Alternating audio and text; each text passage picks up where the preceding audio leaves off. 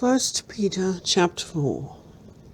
Forasmuch then as Christ hath suffered for us in the flesh, arm yourselves likewise with the same mind. For he that suffereth in the flesh had ceased from sin, that he no longer should live the rest of his time in the flesh to the lusts of men, but to the will of God.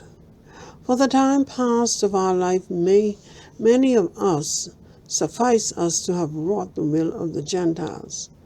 Let me correct that. For the time past, our life may suffice us to have wrought the will of the Gentiles, when we walked in lasciviousness, lusts, excess of wine, revellings, banquetings, and abominable idolatries, wherein they think it strange that ye run not with them to the same excessive riot, speaking evil of you.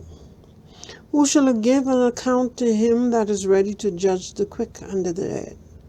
For this cause was the gospel preached also to them that are dead, that they might be judged according to men in the flesh, but live according to God in the Spirit. But the end of all things is at hand. Be ye therefore sober, watch unto prayer. And above all things have fervent charity among yourselves, for charity shall cover the multitude of sins. Use hospitality one to another without grudging. As every man hath received the gift, even so minister the same one to the other, as good stewards of the manifold grace of God. If any man speak, let him speak as the oracles of God. If any man minister, let him do it as of the ability which God giveth, that God in all things may be glorified through Christ Jesus, to whom be praise and dominion for ever and ever. Amen. Beloved, think it not strange concerning the fiery trial which is to try you, as though some strange thing happened unto you. But rejoice, inasmuch as ye are partakers of Christ's sufferings, that when his glory shall be revealed, ye may be glad also with exceeding joy. If ye be reproached for the name of Christ, happy are ye, for the Spirit of God and glory of God resteth upon you. On their part he is evil spoken of, but in your part he is glorified.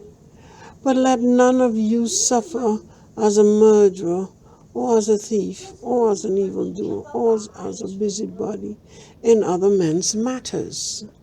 Yet if any man suffer as a Christian, let him not be ashamed, but let him glorify God on this behalf. For the time is come that judgment must begin at the house of God.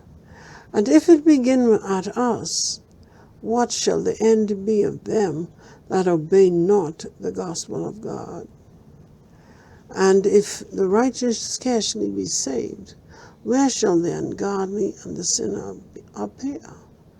Wherefore let them that suffer according to the will of God commit the keeping of their own souls to him in well-doing, as unto a faithful Creator.